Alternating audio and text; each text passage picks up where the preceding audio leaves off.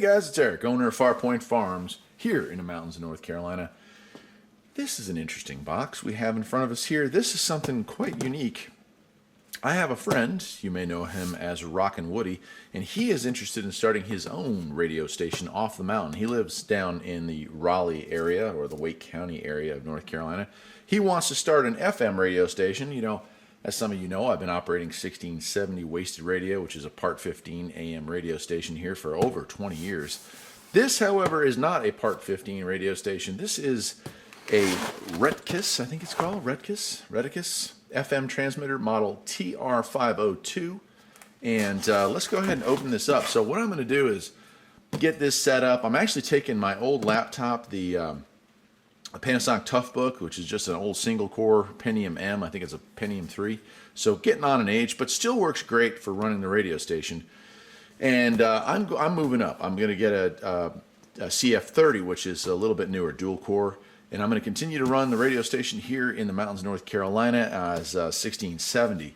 Now, I do broadcast that to Shoutcast, and so what he is thinking is he wants to use this to broadcast it on the FM band in the Wake County area, and that would be something that he could pick up the stream from Shoutcast and rebroadcast, which is a really interesting idea. Something that we had thought about years ago, actually, was that, and this was when Shoutcast was fairly new, was that if you were to take a bunch of smaller transmitters and ring a town or a city, you could actually get excellent coverage. This, however, probably won't need extra transmitters because it's quite a powerful unit. He wanted maximum power. He wanted maximum range.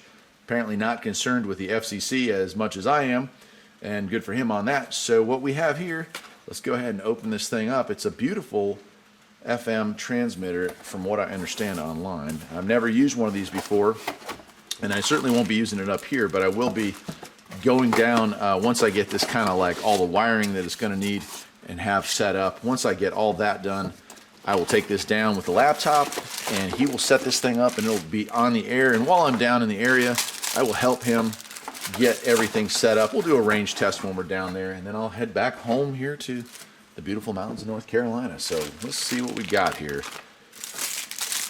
Lots of goodies here. So looks like a pretty hefty power supply for that. I was kind of just expecting a small wall wart, but that is not the case. I will say this unit is smaller than I thought it would be. Okay, so, oh wow, okay, so we have PC control capability, power supply, RF out, and a USB stick. I wonder what that's for. Huh. Does have a fan operated.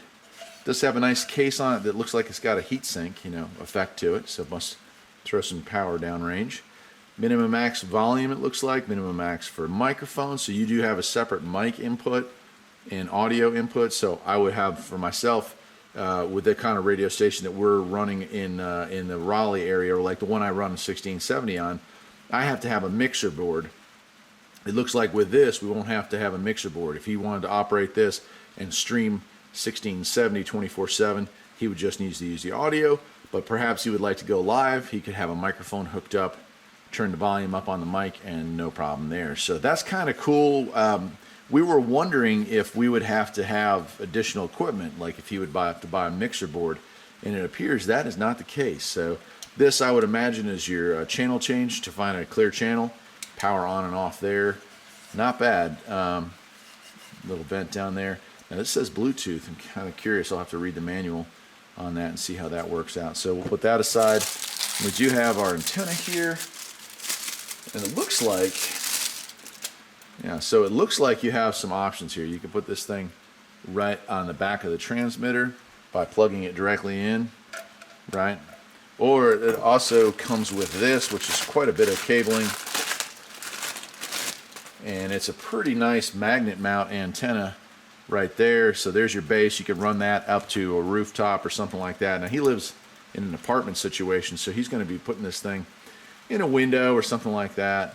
So that's kind of cool. So we'll set that aside back there.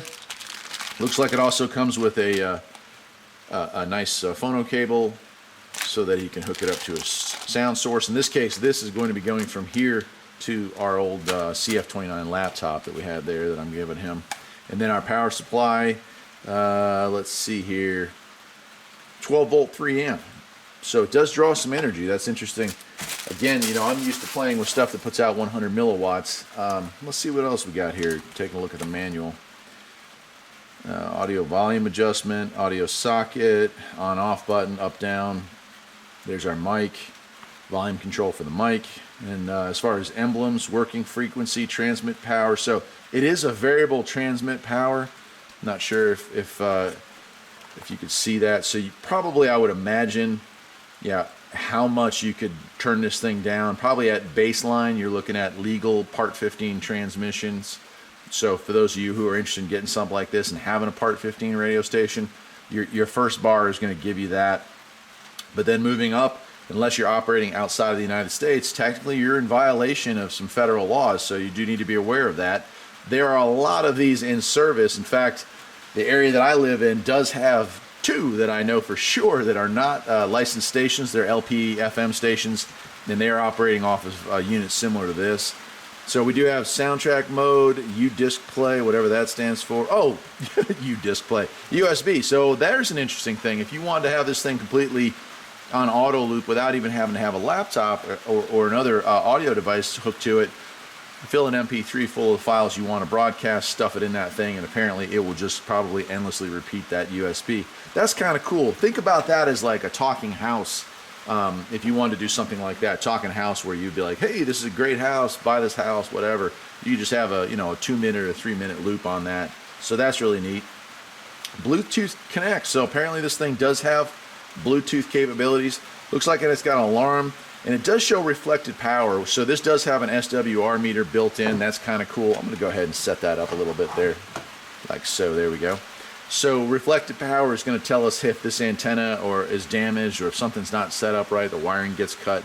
That's going to be an issue there. On the back, it's showing our plugs and USB and so on. It's got some precautions. I'll let you all go through those on your own time.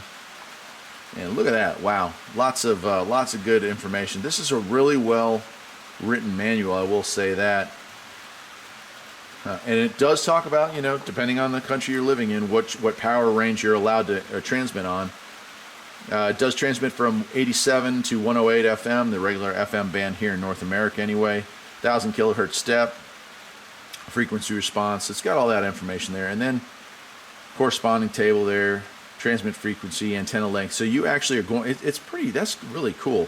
So in order to get your SWRs low, it's going to show you, depending on where you choose to transmit in the band, where you find an empty channel, that you're going to want to change your centimeter in length on your antenna. So that's nice that they included that. That's pretty cool. Since some conversions down there. So I'm excited about this. Oh, look, they even included a tape measure. I didn't even notice that fell out of there, but that is definitely cool. So we have the complete set. Now I'm going to get my laptop, and in part 2 of this video, when I get down to Raleigh, we're going to hook this thing up, get it set up there, get him set up in an apartment. I'm not going to show where exactly he is in Raleigh. Well, it's not even Raleigh, it's Wake County. But he's going to have this station set up. We'll have to find a nice clear channel. We'll get it set up. We'll get the shoutcast stream piped into this thing, and then we'll do a range test. We'll go out there and take a drive around and see how it works. So if you like this video, perhaps you'll think about liking and subscribing. If you're interested in this sort of stuff, I would say part 2, probably a month or 2. Although with current events, if we are in a lockdown or something like that, might be considerably longer. Let's hope that that's not the case, but certainly we live in interesting times, as the Chinese proverb once said. I am Eric. I hope you enjoyed the video, and I'll see you next time. Take care.